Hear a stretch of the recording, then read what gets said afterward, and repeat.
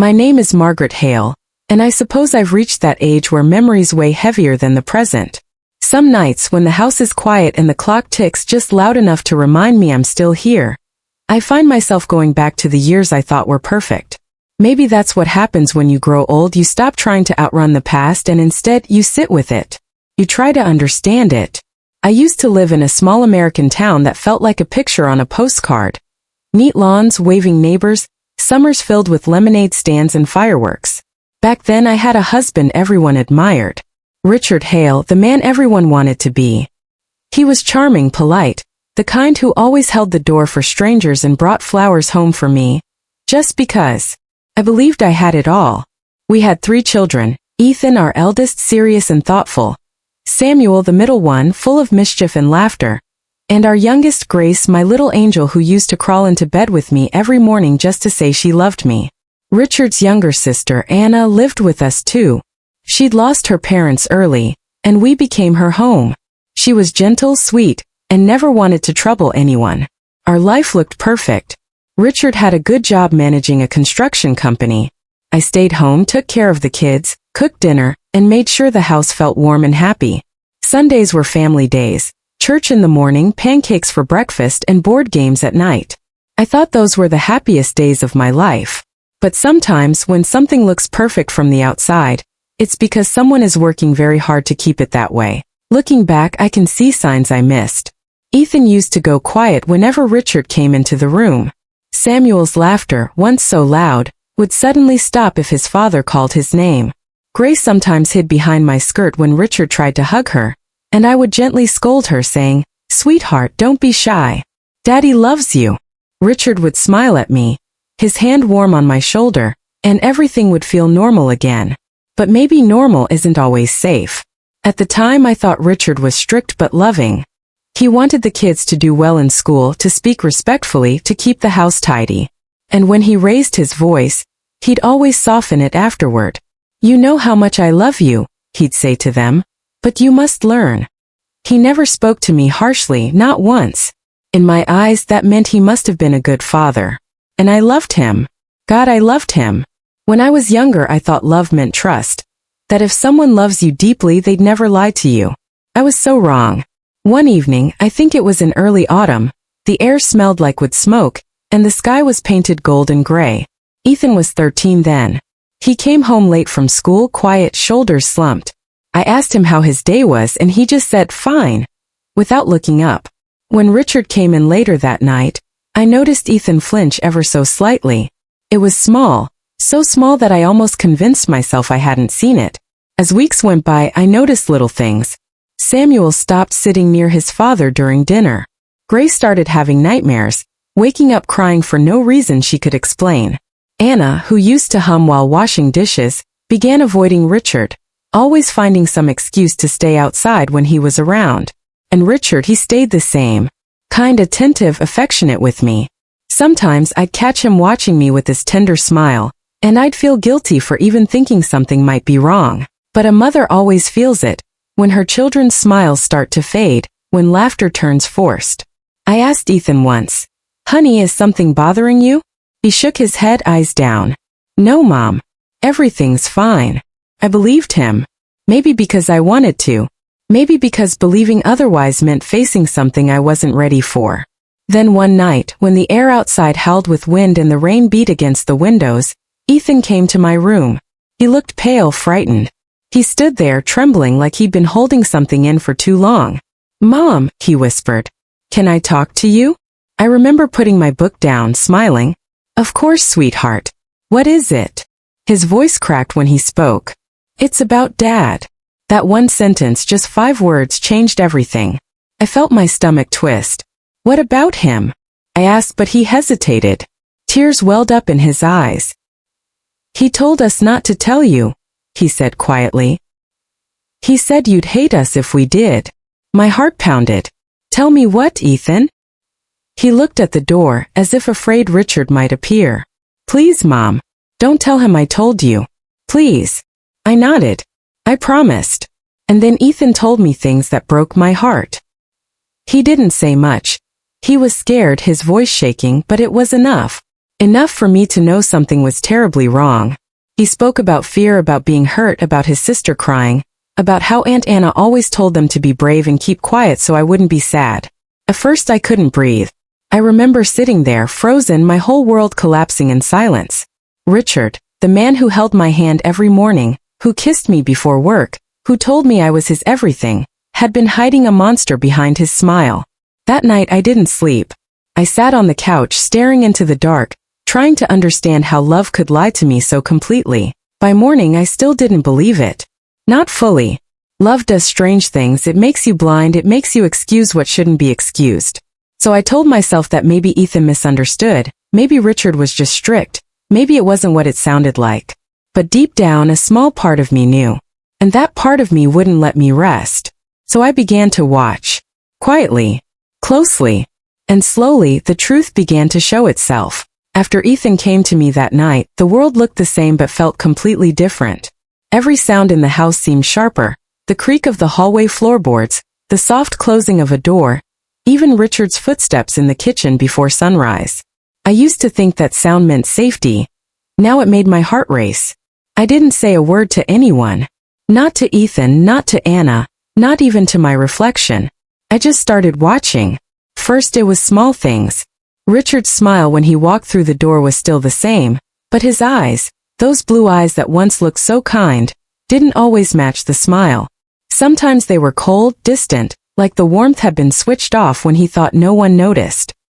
He'd pat Samuel's shoulder and say, "Good job, son." But Samuel would stiffen instead of grin. Grace stopped running to him for hugs.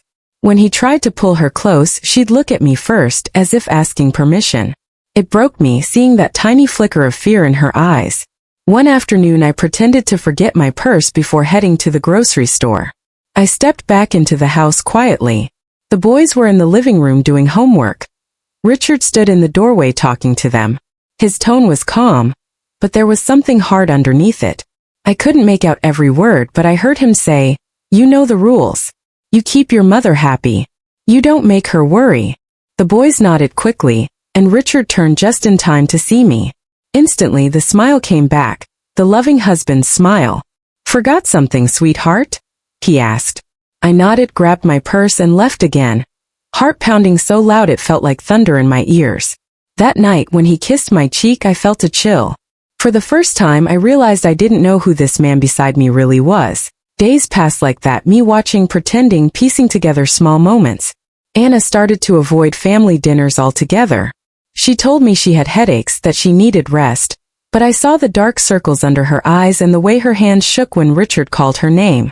One evening, after Richard went out for a business dinner, I found Anna sitting in the laundry room, staring at the floor.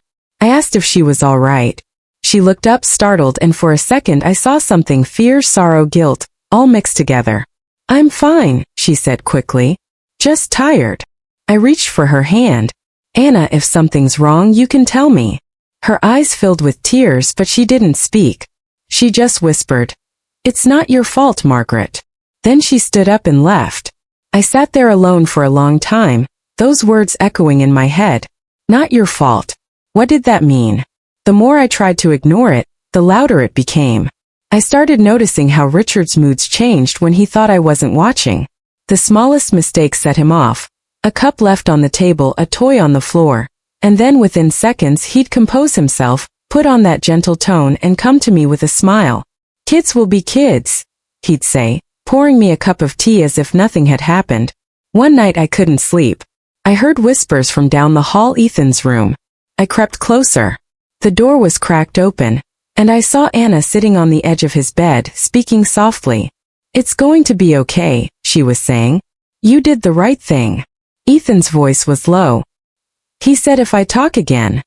He stopped when he saw me at the door. Anna turned, startled. For a moment none of us spoke.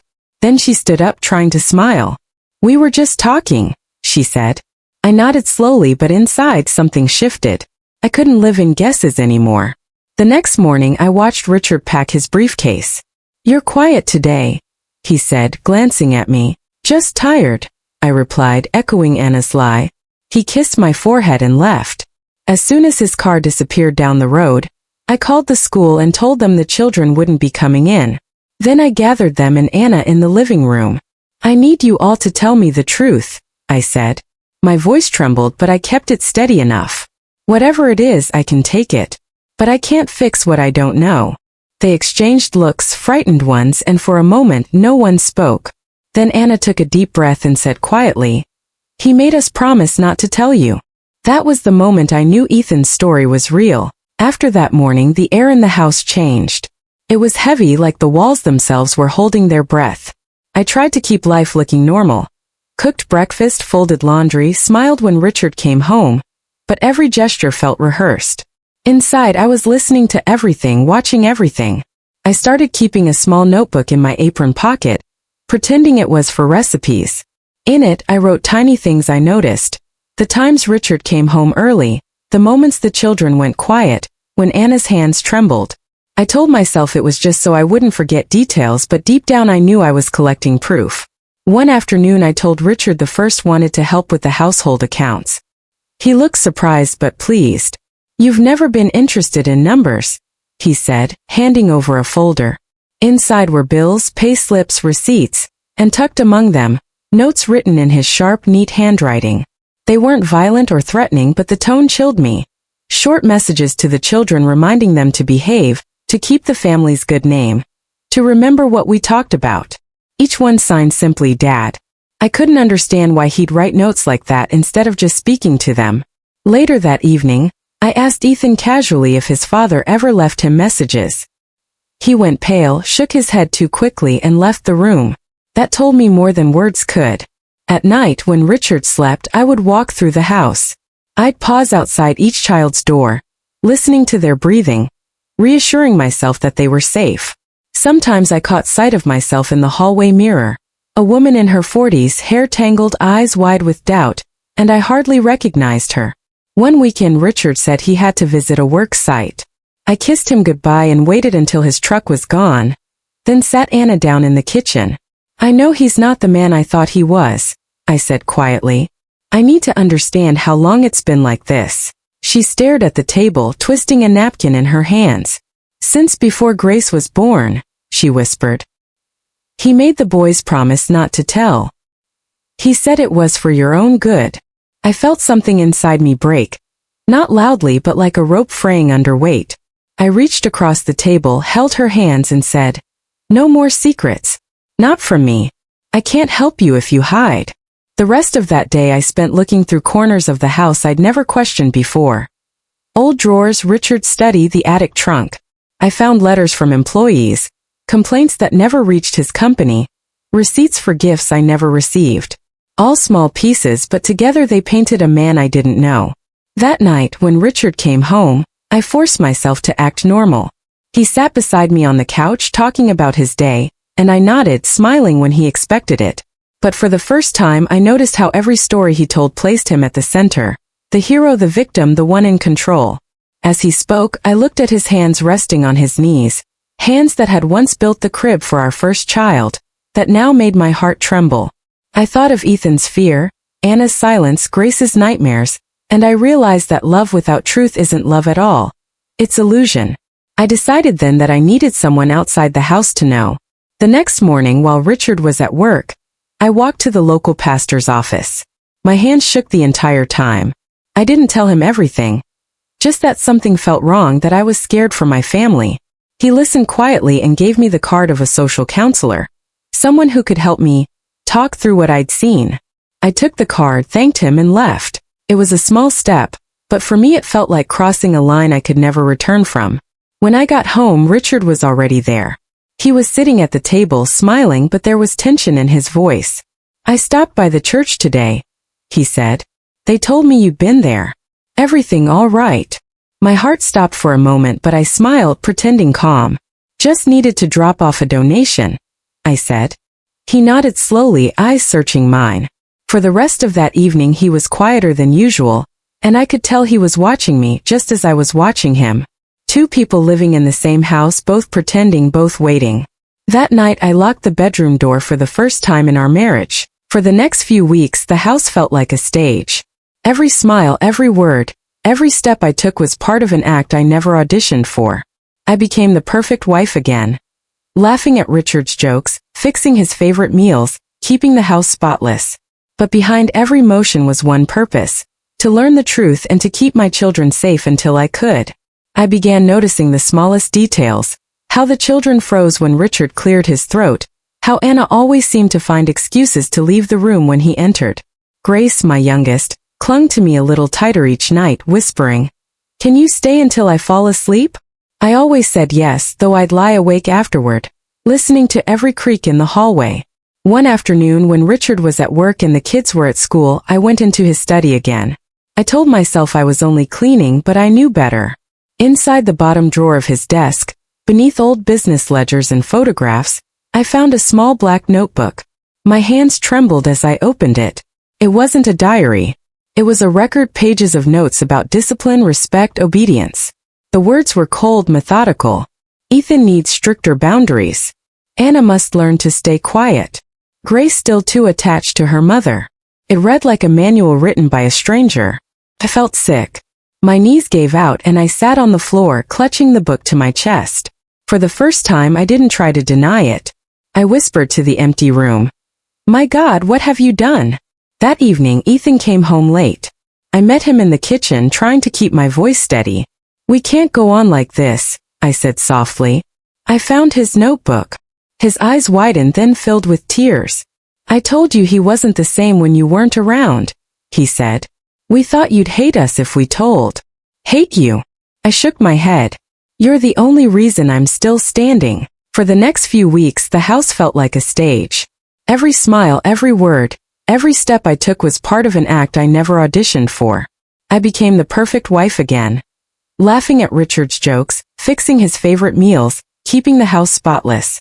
But behind every motion was one purpose: to learn the truth and to keep my children safe until I could.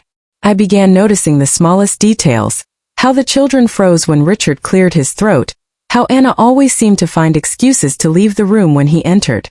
Grace, my youngest, clung to me a little tighter each night, whispering, "Can you stay until I fall asleep?"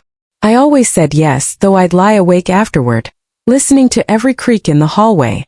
One afternoon when Richard was at work and the kids were at school, I went into his study again. I told myself I was only cleaning, but I knew better. Inside the bottom drawer of his desk, beneath old business ledgers and photographs, I found a small black notebook. My hands trembled as I opened it. It wasn't a diary. It was a record, pages of notes about discipline, respect, obedience. The words were cold, methodical. Ethan needs stricter boundaries. Anna must learn to stay quiet. Grace still too attached to her mother. It read like a manual written by a stranger. I felt sick. My knees gave out and I sat on the floor, clutching the book to my chest. For the first time, I didn't try to deny it. I whispered to the empty room, "My God, what have you done?" That evening, Ethan came home late. I met him in the kitchen, trying to keep my voice steady. "We can't go on like this," I said softly. I found his notebook. His eyes widened, then filled with tears. "I told you he wasn't the same when you weren't around," he said. "We thought you'd hate us if we told." "Hate you?" I shook my head. "You're the only reason I'm still standing." He tossed my phone onto the table. "You've been talking to someone." I checked the calls. My heart pounded so hard I thought it would burst. "She's a counselor," I said, keeping my voice even. "I needed to talk to someone about us." He stared at me for a long moment, then smiled. That same charming smile that once melted my heart. "You don't need anyone but me, Margaret. We've built this life together. Don't start imagining things." For the first time, I didn't nod. I didn't smile. I just looked at him and said, "Maybe I've been imagining things for 20 years. His face changed then. Not anger, not rage, but something colder, fear. He knew. That night, I moved the flash drive and notebook into my purse. I told the children to pack a small bag, just in case we take a weekend trip soon. Ethan understood immediately. Anna's eyes filled with tears. Grace just held my hand. I didn't know exactly when I'd leave or how, but I knew this: I was done being silent. The days after Richard discovered the phone calls were the longest of my life. Every sound in the house felt sharper, louder: the click of his boots on the floorboards, the hum of the refrigerator, even the wind pressing against the windows. My nerves were stretched thin, but I kept my voice calm, my movements steady. The children followed my lead, careful and quiet, as if silence might somehow protect us. Richard didn't yell. He didn't accuse. He just watched. That was worse than shouting. The way his eyes followed me around the house, the way his smile lingered too long. It was like living beside a storm you could feel but not see. One evening, after the children had gone to bed, he sat across from me at the kitchen table. The overhead light flickered, and for a long moment, neither of us spoke. Finally, he said almost casually, "Do you really think anyone will believe you?" It was such a simple question, but it landed like a stone in my chest. For years I'd believed every word he told me, that he was the provider, the strong one, the man who built our life from nothing. I'd believed that love was measured in sacrifices and silence. And now, sitting across from him, I realized he still thought he could control the story, that I would stay quiet because I always had. I looked at him for a long time, then said softly, "They don't have to believe me. They'll believe the truth." Something in his expression shifted. A small, almost imperceptible twitch, and in that instant I knew I'd crossed the line he never thought I would. I stood, walked to the sink, and washed my hands just to keep them from trembling. My reflection in the dark window looked older than I remembered, but steadier too. That night, after he fell asleep, I packed a small duffel bag. I woke Ethan first, then Anna, then Grace. We didn't talk, we didn't need to. They just nodded. We slipped out quietly and drove to the police station in the next town, where Claire was waiting. When the officer asked what brought us there, I opened my purse, placed the flash drive and notebook on the counter and said, "I need to report something that's been happening in my home." It took everything I had not to cry as I spoke. My voice shook, but it didn't break. Ethan sat beside me, his hand gripping mine so tightly it hurt. Anna leaned her head on my shoulder. Grace fell asleep in my lap, exhausted. The officers listened carefully, taking notes. They asked gentle questions. Claire stayed with us the whole time, her calm presence holding me together when I wanted to collapse. When I finished, there was a long silence. Then the sergeant nodded and said, "You did the right thing, Mrs. Hale." The words hit me harder than I expected. For years, I had believed that staying silent was the right thing, that protecting my husband's image meant protecting my family. Hearing someone say you did the right thing broke something open inside me. We were moved to a safe house that night, a small apartment above a church office. It was quiet, warm, and unfamiliar. I couldn't sleep. I kept waiting for the phone to ring, for his truck to appear outside. But nothing happened. When dawn came, I made pancakes for the kids, not because anyone was hungry, but because I needed something normal. When I slid the first one onto Ethan's plate, he looked up at me and said, "You're not scared anymore, are you?" I smiled faintly. "I'm still scared," I said, "but I'm not hiding." That morning I sat by the window, watching the light spread across the parking lot. I thought of Richard, of the man I once believed he was, of the years I'd spent trying to keep the perfect picture alive. Part of me still couldn't reconcile the two versions of him, the loving husband who made me laugh and the man who had hurt the people I loved most. I knew the police would question him, that there would be investigations, reports, hearings, but none of that mattered as much as the quiet in that apartment, the sound of my children laughing softly in the next room. For the first time in decades, our home, wherever it was, felt safe. That night, I called Claire and asked her something that had been haunting me. "Do people ever really heal from something like this?" She was silent for a moment, then said, "Healing doesn't mean forgetting, Margaret. It means you stop letting what happened decide who you are." I sat there long after the call ended, staring at the dark sky outside. I still didn't know how to rebuild my life, but for the first time I believed that I could. The first few months after we left felt like walking through fog.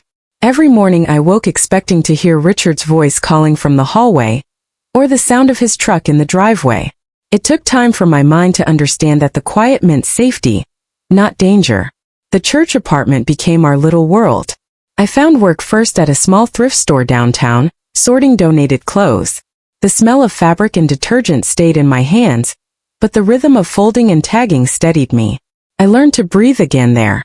Ethan finished high school early. Anna started helping with the church's daycare. Grace drew pictures of sunshine and flowers and taped them on the refrigerator, as if she could decorate our way back to happiness. When a customer at the thrift store admired how I matched outfits on the racks, she said, "You have an eye for this. You should open a boutique." The idea sounded absurd at first. Me start a business? But the more I thought about it, the more it felt like reclaiming something. I'd spent years living by someone else's rules. Maybe it was time to build something of my own. I talked to the pastor, then to Claire, then to a few women who'd once volunteered at the shop. We found a small empty storefront on Maple Street, with peeling paint and a dusty front window. We cleaned it together on weekends. I used every dollar I had saved from the thrift store and bought a used sewing machine, some second-hand mannequins, and a sign that simply read, Second Chance Boutique. When I turned the open sign for the first time, my hands were shaking, but this time from excitement. Customers trickled in slowly at first, then steadily. They came not just for the clothes but for the warmth of the place. Coffee always brewing, music playing low, conversations that felt safe. I didn't tell most people about my past. I didn't need to. They could sense that this was a space built by someone who understood what starting over meant. The children began to smile more.